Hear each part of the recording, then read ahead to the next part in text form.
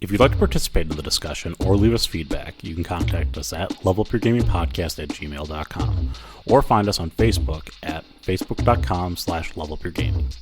If you like the content and want to hear more of the show, subscribing will ensure you don't miss an episode. New episodes come out almost every Wednesday. Also, please review, tell a friend about the podcast, or share with your gaming group. Now sit back and enjoy the episode.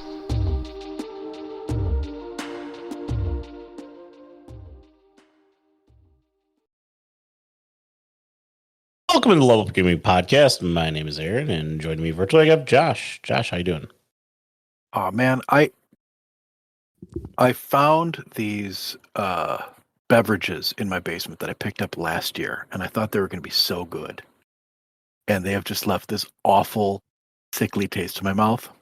And I mean, they sound great. They are apple cider donut hard seltzers, and But they've been sitting for a year, so I don't know if that's or is it that they're just no good at all? No, I had them before. You know, I had them a long time ago, and they were really good.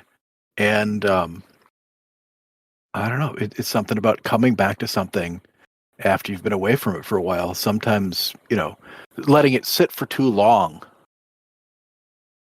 just it spoils it. Other times it's great, and it's really great to get back into that thing that you were doing before. And I was really hoping that these apple cider donut seltzers, which were really tasty before, would get there. They would originally live up to the original hype. Maybe it would help me if we were to do something like that. Take something we had done before and revisit it in a way that would take my mind off of just how god awful, sickly sweet, and it's all over my tongue. It's gross. Yeah, I know what you're talking about. We were talking about doing a let's make a one shot here tonight, and we were going to do Mysteries in Monochrome. And if you remember listening back to the older episode, let's make a one shot episodes that we did Axe Marks the Spot, and we thought that at the resolution point, which was sort of you kind of obtain the manor as part of like the victory there in that game. We're going to talk about the game a little bit as well. That the hook at the end of it being like the disappearance of the steward being a ghost would sort of lead into this, which is the Mysteries of Monochrome, which is what are the mysteries of the manor itself. Again, you don't have to run it like back to back like that, but it sort of seemed to tie in when we were talking about it, and when we were looking at our titles that we had here in the backlog. I think it made sense to do that. So we're going to talk about how to potentially weave the two together, and also if you just wanted to run it from a straight one-shot perspective, like how you kind of start that up. It's the same thing both ways, but it's just more of like being able to call back to old things in the other game. Yeah. I'd like to take just a moment before we start in on the let's make a one shot. I want to first talk about stitching stories together, just for like a minute, and then I think it would be in our best interest to just do like a real quick recap, reread our old notes on Axe Marks the Spot, so that we can jump into Mysteries of Monochrome in a cohesive way. The reason I want to talk about stitching stories together, I was just having this conversation with my players the other night. We were talking about some of those classic dungeons. You know, as you know, I've mentioned this, I've been working on this mega dungeon, and we were talking about like Tomb of Annihilation, Tomb of Horrors, you know, some of those classic just meat grinders. And one of the things that came up was that it looks like in a lot of some of these old stories that there was just various ideas slapped together all willy-nilly, and that's what the new thing was. And I know I've seen that done in less cohesive campaigns where people don't like find that through line. So I think it's always a good idea if you're going to be taking, you know, one shots to build something bigger, to find a through line even if it means you're changing some of the features of the one shot. Maybe change an NPC here, change a setting, have something you find in the first show up as a clue for the second. You got to have some through line.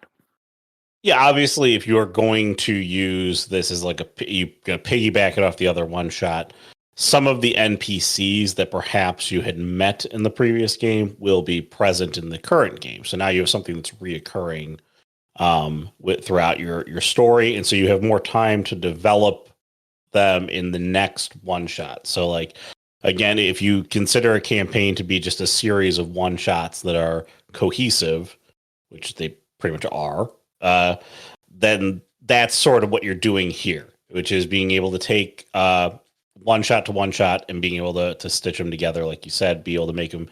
So it makes sense. Like, there's not this brand new NPC who's totally different and everything's completely different about the town, but it's the same game. You could do that. You could think of your world as sort of like this like multiverse that's like layered parallel to one another.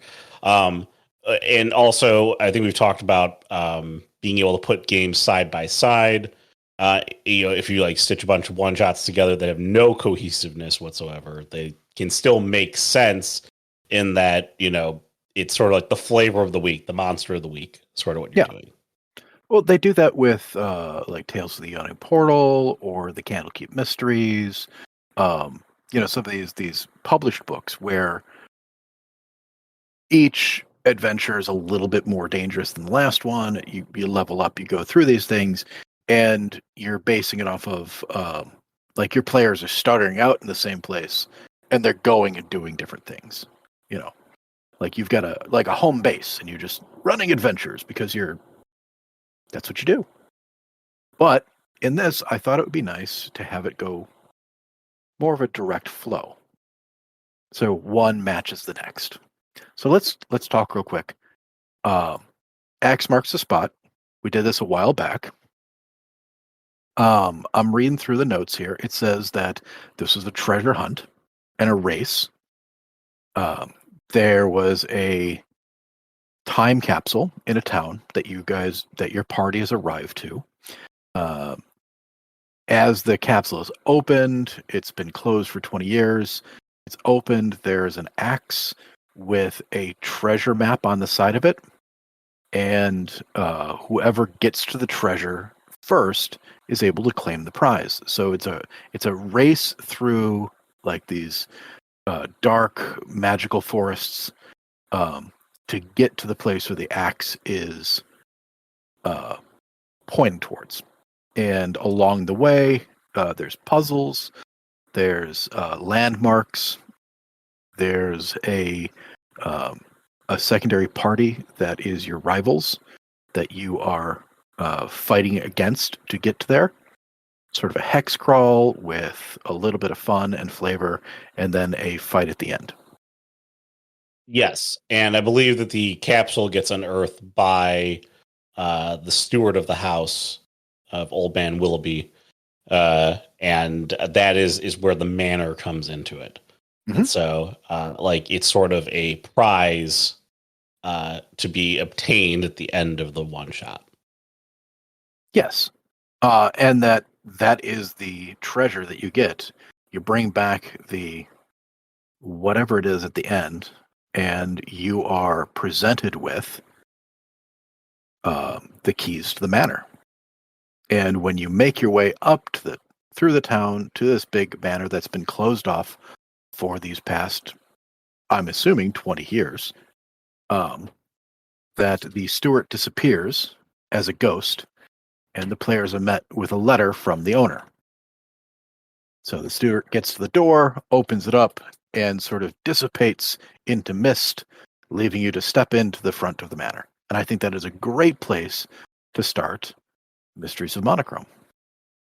Yes. And so there is your hook. You've recapped Axe Marks the Spot, and the Mysteries of Monochrome starts at you are now in this manor, and the steward disappeared, and you have this letter, and the letter is going to talk maybe about like the last testament of Old Man Willoughby. I don't know. I haven't noodled this together quite yet, but this also could be your tie-in. Let's say that you never did Axe Marks the Spot.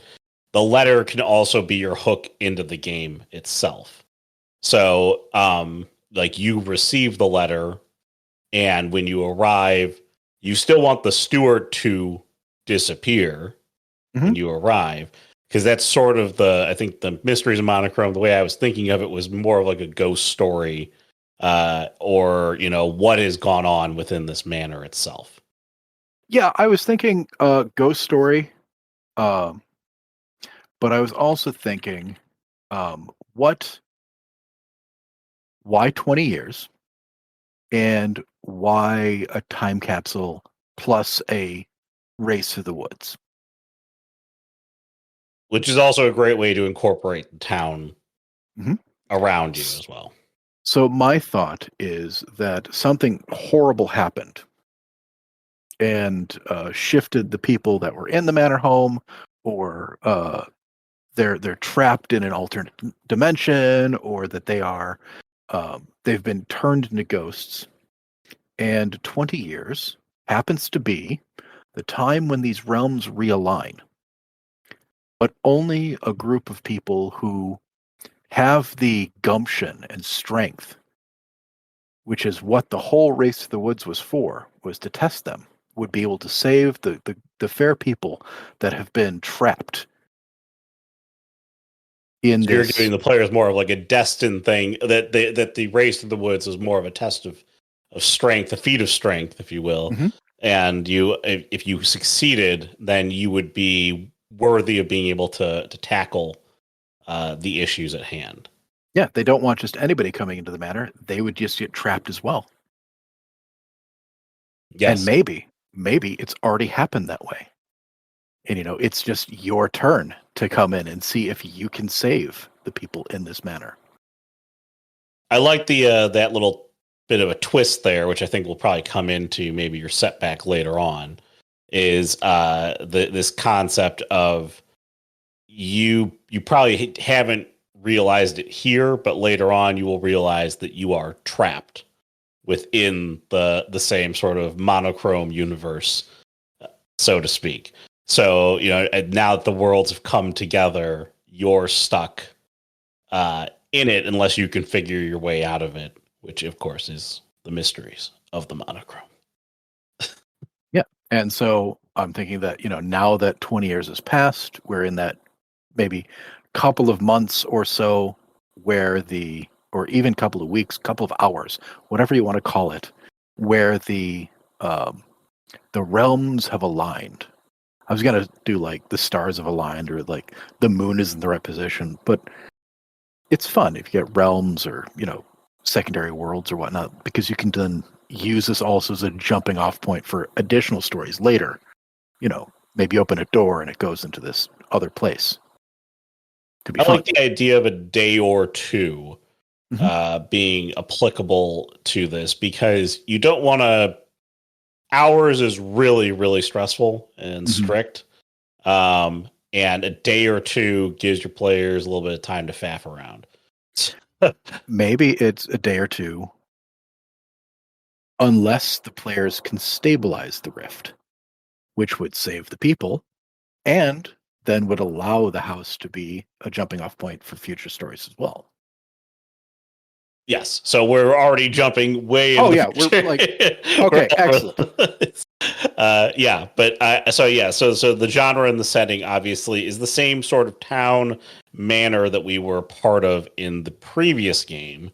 Um, so like you'd have the manor in town from Axe Marks the Spot, and you are in.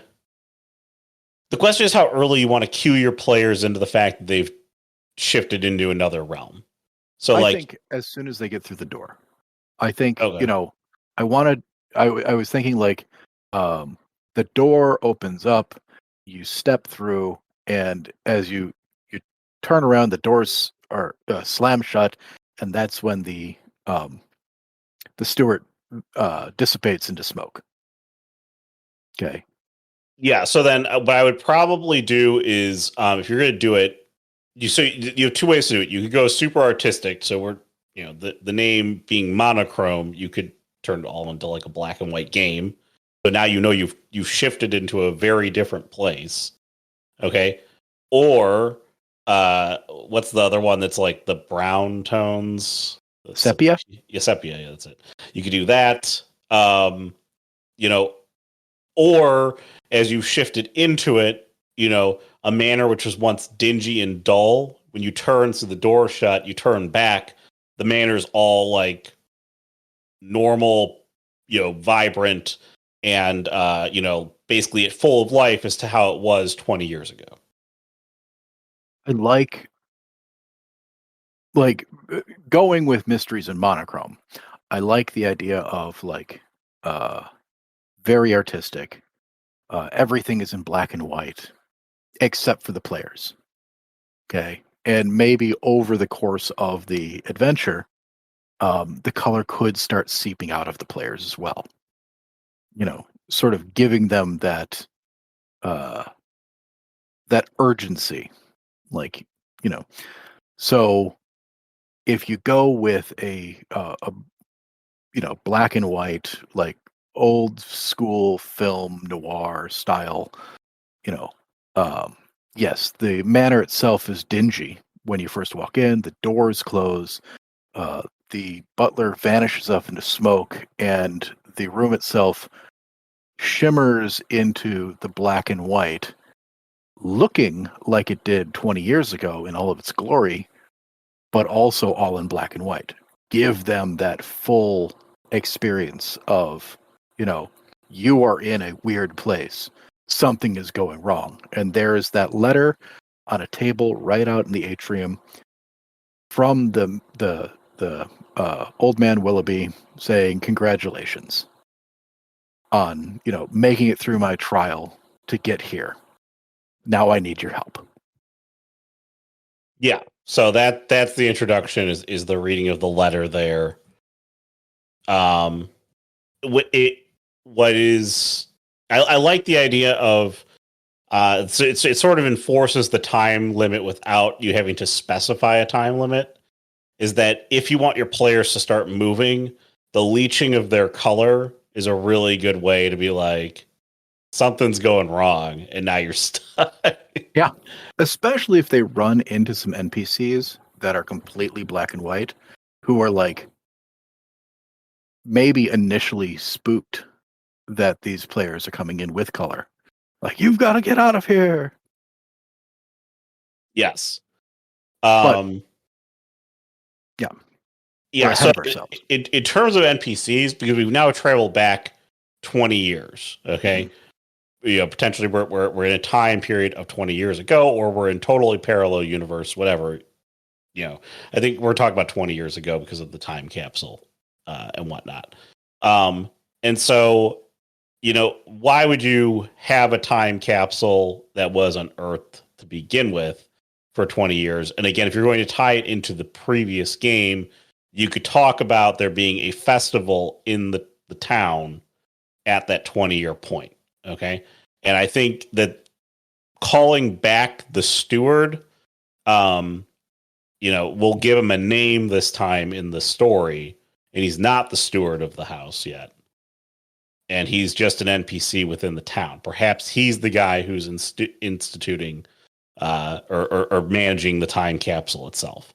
So again, it sort of tries to tie you into things that bring you back to the manor from the previous game, and why would this person give you this, and why would he be part of the manor to begin with? Yeah. The steward gathering things for a time capsule. There's a festival going on 20 years ago. He's gathering things for the festival. He swings by.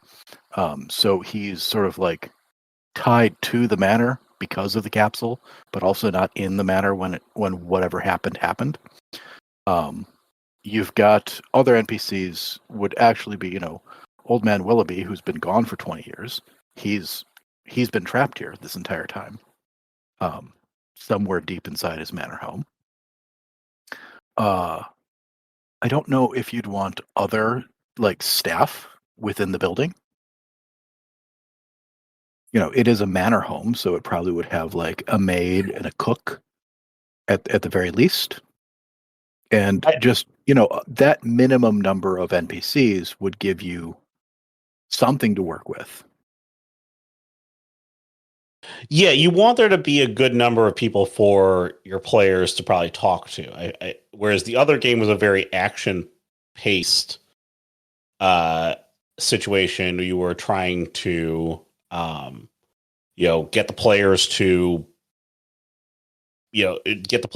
race to an object within a forest. This one here is more of a straight, a straight mystery kind of solve it, whodunit sort of thing, suspenseful situation. In that you are part of the manor itself, and you're working your way through the manor or surrounding township. So I do like the idea of having like some cooks and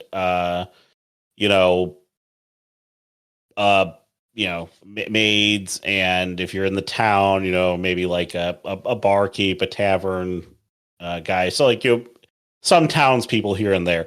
And again, you've got now one reoccurring character that you've already had the players be able to establish some concept of who that person was. And so you can always put flares of them in the original version or the older version of that person. You know nothing about Old Man Willoughby except for what came through the letter. Are there any other connecting people that are part of the town today? Or maybe that is part of the mystery there as well, which is if you can call back to a person within, we talked about there being townsfolk in the original Let's Make a One Shot, or there's a shaman in the Let's Make a One Shot for Axe Marks the Spot. Out in the woods, is one of those people also in this version of the timeline as well? And perhaps that's your hook and your clue that, like, should the players be able to pick it up just from, remembering that person was like an important person in the original game, that could help short circuit some things here, maybe move things along.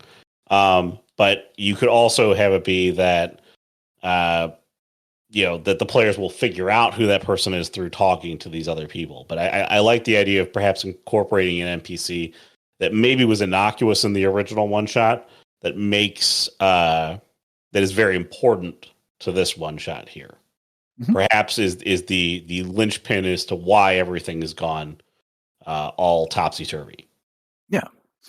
So I think that we should start looking at, what is the meat of this little adventure.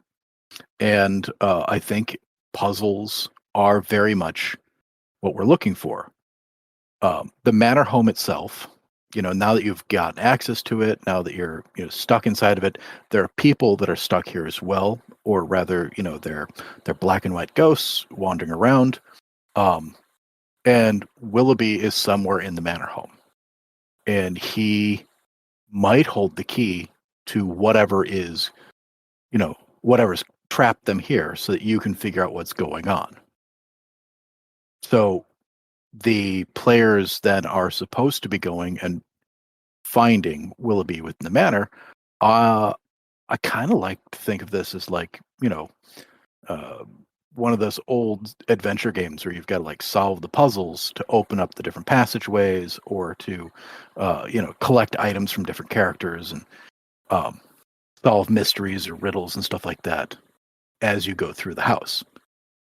Allowing your players to, take a break. They just had all of that action, and we'll probably have some action later on in this as well. But giving more puzzles, giving more riddles and stuff like that, I think this is a great place to do that. And the black and white nature of it lends to more of that that thought piece rather than a fighting action thing. Yeah, no, I like that idea. And again, the artistic style for it kind of sits there. And so if you're trying to obtain a bunch of different items and or artifacts or pieces to perhaps, find Old Man Willoughby. Perhaps it's the clues that lead to Old Man Willoughby, help you ascertain as to his whereabouts around the manor itself. Or maybe, it's as simple as getting a key to be able to open a certain door within the house. And would be actually very nice is that, there's a couple different ways that you could go about doing this. So, like, you could identify the person who has the key, and your players could try to steal it, and then use the key, and that's perfectly workable. Or you could have it be, that if your players want to play it, as straight puzzly as possible, it's like helping that person get what they need so that they give you the key in return for that. And so, like, by solving those puzzles, you obtain the the cup and the candlestick and all these things that this person wants. Okay. And, then they give you the key by virtue of having completed the tasks and the puzzles. But if your players want to circumvent that, because we've talked about circumventing things, they could eventually steal the key. Or should your players identify the door the key is needed for, the players could try to forcefully enter there.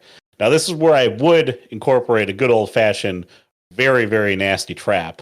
I would also put it behind anything else that they do, which is if they try to brute force it, there's going to be a trap that's going to be sprung upon them. So my thought in this would be that they meet some of these NPCs. They hear, I'm looking for Old Man Willoughby. I want to know what's going on in here. Oh, he probably is retired up to his observatory. Okay, can I get to the observatory? Well, he had asked, I can probably get the keys, but he had asked for a book from the library, and I need to get these other things done. So you've got to help the maid out, maybe go fetch the book, find the right one. All the books are, mislabeled because of the black and white, so it's hard to figure it out, and you've got to like puzzle out which one's the right book. You get the book, and then you bring it to the maid, and maybe run some other task or something. Figure out a puzzle. And they take you up to where the observatory is. If you try and brute force your way into the observatory, maybe without having the right combination or right lock, the floor drops out and it drops you down into the basement, into like a dungeoned area. Now, I think getting up into the observatory, Willoughby isn't there. I think this is, part of that whole puzzle after puzzle. He must have just left. You can see that his, telescopes are aimed at a certain thing. You look through it, maybe figure out through the book, oh, he needs this. He's probably looking to see if he can go. There's this thing. The book is about plants, and the observatory, the lens is looking at a specific star in the sky, which, you find out that this plant only blooms at that certain time. This brilliant black and white flower, right? And so he's got to run down to the greenhouse that's attached. And so you're sort of chasing, solving puzzles, getting people to help you along the way to track down Willoughby. And I kind of just want, like just a chase to the next area. Like, you have to get to this place. You have to figure out why he's not there. You got to figure out the next place, why he's not there. Finally, you do catch up with him. And what's that final setback? What's the reason this whole thing's locked up? Yeah, I like the idea of actually you're kind of playing with that idea. Well, you're talking about that is that, like, if your players were to brute force their way into the observatory, they would find nothing because you said that he's not there within the observatory. And perhaps whatever he did, as he's got his things pointed to these various planets and, the books open to various things, is, it's in parallel with what you're doing here, which is you're in a parallel realm. Well, he's now in a parallel realm. And so in order to access him, you need to use a key to get into that realm. Mm-hmm. And that's sort of how you can sort of force or hoist the puzzle upon your players. and make it very accessible, which is he used magic to get there, and you aren't going to be able to brute force your way in. Okay. Yeah. And I think the objects and the puzzles that you solve, the objects you gather, the puzzles you solve along the way there is going to tell you the story of why the manor has been shifted into this locked stage of black and white from 20 years ago. And so you've got two things going for you. You've got to follow in his footsteps to figure out what happened. You also have to follow in his footsteps to get where he is. And once you've done that, now you can realize what went wrong. So what did he do wrong? And I'm thinking that he, in all of his foolishness, and he ended up in another parallel realm. So we're parallel realm into another parallel realm right here. Well, that's why I was liking, we had talked about a shaman. Yeah. And the shaman was in town, does his thing, makes the axe, show the map, and then the shaman is out in the woods and whatnot. And I was saying that, he's looking at there's only at a certain time does this beautiful black and white flower bloom. And maybe that's the thing, that he had taken this plant from its natural environment and was keeping it here so he could view it or, cultivate it or whatnot. And the shaman did something that blocked them all up inside the black and white that is part of this whole flower. And so you've got the curse of the shaman. I mean, the curse of the shaman for stealing, the sacred flower of something. I need a good name for the flower. It should be a monochromatic name as well. I can't think of one right now, but I think all of that would go really well, and that sort of you have that final confrontation, perhaps down in the dungeons, where the shaman actually had been locked up by Willoughby, but it turns out shaman didn't care about being locked up because the shaman could leave at any time. So I think that's where you've got the fight. No, I like that. I like the idea of him stealing this black and white flower. Perhaps he doesn't realize the consequences of doing it, which is what makes the monochrome world. Mm-hmm. And then the shaman's curse is trapping Willoughby and basically dooming dooming this house. Or perhaps Willoughby, okay, this is a little bit more crazy and meta. Perhaps Willoughby, in order to prevent the shaman from retaking the flower that he had stolen, Willoughby caused the chaos and shifted them into the other realm. Okay, it's Willoughby's desire and greed forced everybody into this realm. The shaman wants it back, which is why the shaman gave you the axe in the other game. I like it. Yeah.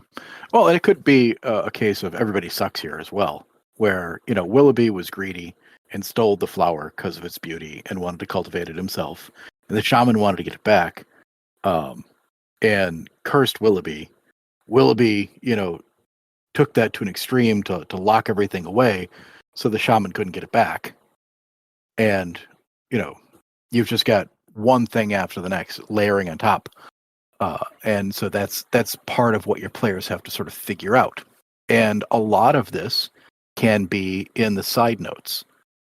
That this flower, this beautiful black and white flower, blah, blah, blah, renowned for blah, blah, blah, blah, blah, sacred to the people of blah, blah, blah, blah, blah. And then, just as like a side note, you make sure you have to foreshadow that early on.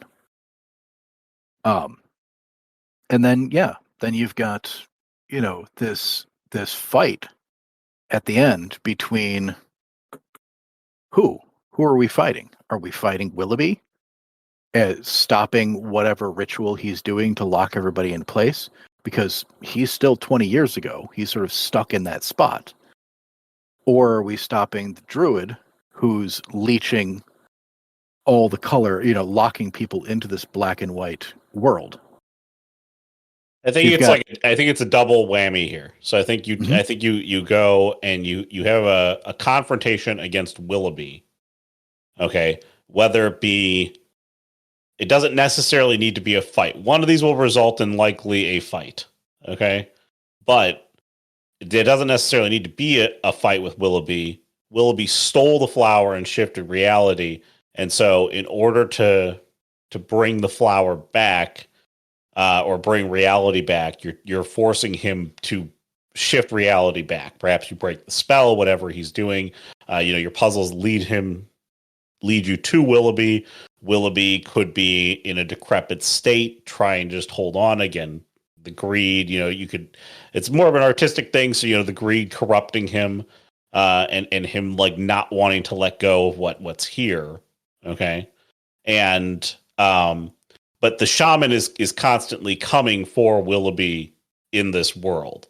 And so that's why Willoughby could have called you out to try and basically he wants you to stop the shaman so he doesn't have to be in this weird twisted reality anymore. Yeah, I could see that. So like the shaman and Willoughby are, they've been at odds in this virtual world for the past 20 years. They're at a stalemate. And you come upon them and they're casting on each other, and you have to pick a side.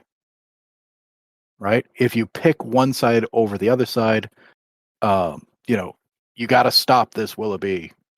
We can defeat the shaman together and take us out of this black and white thing. As long you can turn off the time lock, or what Willoughby did was wrong to your people, shaman guy. Stop leeching all of our color and let's just defeat him so we can take out this time lock. Or your players could try to negotiate something, which is also very interesting and fun, and avoid the fight with the power of friendship. Or they can go with the power of not friendship and just attack everybody.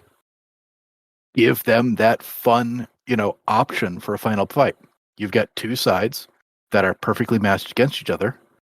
Either pick a side, try and negotiate a resolution, or take them both out and see what happens. Yeah, so let's talk about that. So let's say you pick Willoughby's side, okay? Mm-hmm. And so if you choose Willoughby's side, you're siding with his greed for wanting the shaman's flower. You defeat the shaman. The shaman is gone, so no more color is leached, so color returns to the world. Can Willoughby get you back into your reality, or is I almost feel like but what you should do is you should have three bad endings, one good ending. The good ending would be trying to resolve a negotiation between the two of them. And when I say bad endings, I mean like two mediocre endings. One bad ending if you just decide to like go ham and kill both of them. And then the one that perhaps is more difficult to obtain, which would be like the negotiated ending. And so like this is like talking about like multi-layered stuff here. So if you side with Willoughby, color returns to the world. Willoughby unfortunately can't restore reality. He's been stuck here too long doing what he's been doing. He's lost all of his power. You can't save anybody here, but you're able to access part of the ritual and leave. Okay. Or the building starts to collapse under the power, and you rush out of it for the whole thing to just collapse into a singularity, and you're the only people that survived. Banner Host is gone. There's no more trouble. There's no more trouble. But what isn't a full win? Like you succeeded in getting out of there, but you didn't save anybody. Like nothing has been resolved from the 20-year conflict here. Okay. Yeah. And if you chose to side with the shaman, okay, you remove you get rid of the alternate reality that Willoughby has created. Okay. But the shaman is still leeching the color from the world. Well, because all of the people that were there were complicit with what Willoughby had done by stealing the flower in the first place. So the manor house would remain, but all of the people are gone.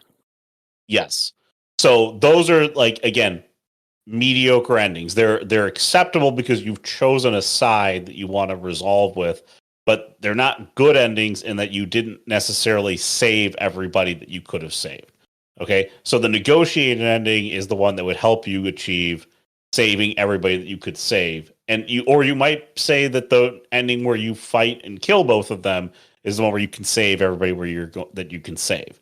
Okay? I don't know how in terms of the resolution killing both of them would get you to that ultimate ending there. I feel like the negotiated ending is the harder one to work through, which is why it should have like the ultimate payoff and reward. And so I think killing both of them would be like, okay, you kill the shaman, so color returns to the world, and you kill Willoughby, and you like fracture and just destroy this realm completely. There's never saving these people again. Yeah, or like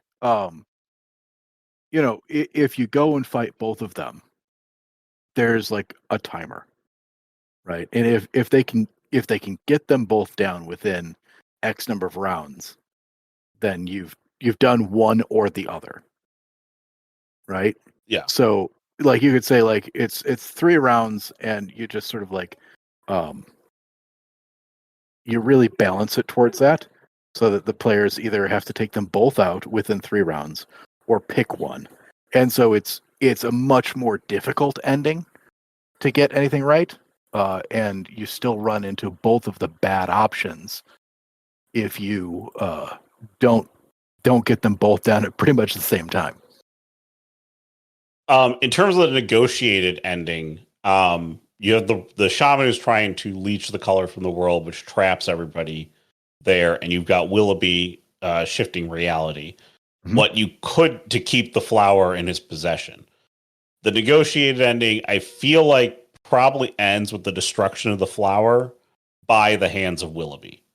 Like he gives up on the greed, and thus rendering the shaman like powerless. Yeah. If Willoughby destroys the flower, and then the shaman also has to like give up, like shaman has to be not just, nature's good sort of thing, but like it's been 20 years of this, and the shaman has definitely lost sight of the reason he came here in the first place, and it is just vengeance. He's got to step out of that as well. So you can't have that, Willoughby is bad and the shaman is good. You need to have neither of them went into this with bad intentions. The shaman, or Willoughby, was just a naturalist who found some seeds and thought it was cool and was really interested in this thing. And the shaman was insulted by the whole situation. And this came to blows, 20 years ago on the eve of this festival, when the stars were aligned and the realms came together. But it was, the miscommunication in the first place turn this into I will never give up what I have from Willoughby, and the shaman, like, everyone deserves to die because of your insensitivity and greed. So you've got to work from that place of with the so that there isn't just a good side and a bad side. They're both not good sides, but they both had good sides to begin with, which will allow your players to go in and say, why did you do this in the first place? And that is the through line for the negotiation. Yeah. So again, the I think that your negotiation ends where they both have to give up something. So the shaman's giving up the flower, Willoughby's giving up the alternate reality, which ultimately gives up the flower. They basically are both going to give up the flower in order to resolve the problems that are here in the world. And if you're going to do it and you're trying to bring out, find basically redeem both parties. So you've got vengeance from the shaman, and you have Willoughby, withering away due to his greed here in the other world. Willoughby breaks the spell, the shaman destroys the flower in your negotiation, and Willoughby, releases the world back to how it is. So you've saved everybody, but Willoughby doesn't make it. Okay. And I think that one of the two, maybe the shaman, maybe Willoughby, has to possibly, meet their end there. It's sort of a very, it's an emotional pull on the players, or it should be a little bit of an emotional pull on the players if you set it up right. And like, you can't save everybody, but you did help redeem, both of them effectively. I like it. I like it. I think this works out really nice. You've got like puzzles. You've got sort of a secondary mystery of why this whole thing happened that's told through foreshadowing and secondary text on items that the players get. There's running around within this old manor. You've got a bunch of different NPCs that don't really need names or anything like that. I'm just a maid here. You go talk to the cook. Stuff like that, and you can have very fun time, doing these descriptions of these various places within this manor home that are all in black and white, beautiful shadows, and just go ham with the description, flavor text all day long. It's wonderful. And then the conflict, that final resolution of having the encounter, that 20-year stalemate between Willoughby and the shaman, and trying to negotiate or fight or pick a side, whatever it is. I think that all comes together really nice so that your players can have just different things that all go together within this story. Yes. And then, so if you go for like the really good ending, okay, which would be the negotiation bit, that ultimately opens up, what, the next bit of the story, which is, you're left with a powerless shaman. You've maybe lost Willoughby, or you're left with a powerless Willoughby and you've lost the shaman. Either way, you have these people who have now returned to this world going forward. If you go with the powerless shaman, well, the shaman had a very powerful flower that could leech color from the world and trap people effectively. Okay. Why was he tending to this flower? And, what stories can you tell from there? Okay. And if you have Willoughby, who is able to shift reality and bring people into other worlds, who gave him this power? And, what stories can you tell from there? Who else is trapped in these other worlds? Okay. And so I think that those are maybe the two, thought lines that you could have going forward. And even if you come out of one of the bad endings, okay, so to speak, or mediocre endings, you have another bit here, which is you have a shaman who has a flower that can leech color from the world. And he's using it constantly. Okay. Or you've got Willoughby over here who it keeps the world trapped. You're able to escape because Willoughby died, but is it inaccessible? Are the other worlds still accessible? And can you save people who are trapped in there? Like, what shenanigans has Willoughby brought upon the world? So I think that those are things that you could use to kind of springboard into the next story. Maybe with my musings here, you've been able to come up with an even better hook into other stories there. But I'll let you speak to it. Yeah, no, I've got nothing. From here, I think it'd be a lot of fun to use a manor home that's been trapped in a 20-year time lock, and under the power of these two warring magic users.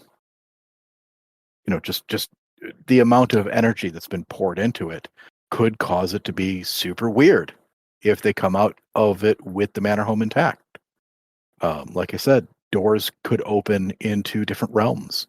You could just attract all sorts of crazy creatures just by the nature of the magic that's seeped into the stones. And so, yeah, it could be a lot of fun for future stories. Yeah, I think that those are good ways that you can build upon what comes out of this. And again, it's a lot more. Perhaps this fights against the let's make a one shot thing, because this is a lot for a single game. If you're going to tie in the complexity of like their interpersonal relationship through things, but again, one shots are just small contained games, so it's supposed to be something small and contained. And again, you could have started from the letter that was given, and the shaman could just have a grudge against Willoughby because he stole the flower. You don't need to have the previous thing where the shaman helped you succeed to go kill Willoughby versus, Willoughby had you coming back in time to go kill the shaman. So there's a couple. There's a couple ways that this can be played out, but you don't need the first bit to make it happen. It's just the first bit is a fun game to get you to this game, which is more heady. And again, you're talking about now having weaved the two games together. Very different type of game. You go from kind of more beer and pretzels to this, which is a more serious game, and this is sort of how you springboard into larger puzzles and larger games and larger campaigns. Because if your players like this, perhaps after you've done Axe Marks the Spot, you've now created a cohesive world where things are happening, like big things are happening. Well, not just that, but you've also have you did a adventure hex crawl with various fights and events in the woods. Then you went into puzzles and mysteries with maybe some riddles and a scene where you've got to sort of negotiate or pick sides between characters. So you've got you've sort of run the gambit of different options of things that could be in your world. You're now not telling a campaign or starting a campaign that's, oh, we're just going to fight stuff, or we're just going to have role playing. It has a bunch of stuff. Anything could go. And because you've built upon a foundation of, this can go in multiple directions and things can get weird, that you can really sort of open it up to whatever sort of story you'd like to tell in the future. Yes. So I like that. So let's go through our review here for the ultimate ending and how you get kind of put things together here. So, will you need maps? You will probably definitely want to design the manor home and the dungeon that sits below the manor home. And this is probably where I'd invest the majority of your time is trying, the manor home is supposed to be filled with puzzles. You don't necessarily need to have the handouts to go with this. The handouts are a nice bit to it. But if the manor home isn't, well designed, then the puzzle won't make much sense, or they'll seem very simplistic to get you to your goal. So I think having enough points of interest within the manor home is very, very useful for this game. And then obviously handouts, you're doing puzzles here, or you're going to probably incorporate puzzles. So I would go with the handouts. When I said that, you're looking for Willoughby, the maid sends you off to the library to get a book for him so that she can get you into the observatory. So like have a little handout for the book. Like this is the part of the book that matches this information. You could have maybe like a little puzzle with the stars where you got to like line them up with what his notes are saying when you're in the observatory to find out what's going on. You can have little bits. They don't have to be these huge. You don't have to like write a novel and hand it to your players. You don't have to build some of these puzzles in their entirety. You can have little bits. I also like the idea of riddles here. I'm trying to come up with like how are you putting riddles in, and I'm thinking that if your players are into it and you've got the time, that the NPCs that you're interacting with, I mean, they've been trapped for 20 years. Maybe they're not talking right, and you've got to sort of answer their riddles to get them to sort of uh you know break out of this spell that they're trapped in. Like they're saying things that they need, and like maybe a lady gives you a riddle and the answer is a candle. So if you hand her a candle, she's like, "Oh, oh, thank you. I didn't know what was going on. Yes, I can help you now," sort of thing. And so, you've incorporated riddles. There's a reason for it to be there because these people have like sort of lost their mind in the time. Um, it lets your players sort of figure things out and get help from the NPCs. So yeah, handouts, little bits. You don't have to go crazy with it. You should have a through line. The manor home should have, a couple of different rooms. I like an observatory. I like a greenhouse. I like a kitchen. I like a library, and I like a dungeon. I think that's good. Yeah, I'd agree with that there. And then in terms of mobs and bosses, the only two that you would have really would be Willoughby or the Shaman. You could technically, I guess, incorporate a third if you want to make like an ominous power, perhaps has a control over both of them based on how the world has kind of set itself together here. We didn't talk about how to weave that into the story, but that would be maybe your third way to do it. Perhaps the flower itself is a boss, you know. And maybe that's the extra option. Your players don't have the chops to negotiate, but they don't want to fight the two of them. Have them go fight the flower. Yeah. So I'll put down maybe the flower, but it would be an interesting fight altogether. I don't know what that fight would look like, but Oh, I think it'd be, you could have just like vines and spores. Like this thing has been blooming. It's been trapped in the one spot where it blooms. It's supposed to only happen once every 20 years, but will it be locked down that time? This thing has got to be like taking over. Right. And that's part of why it's doing the black and white. And that's part of the issue is maybe you get into that greenhouse and, everything looks normal, but it's just slightly off. And if they come back after they find uh, Willoughby and the shaman, they come back to the greenhouse and it is just, basically a lair.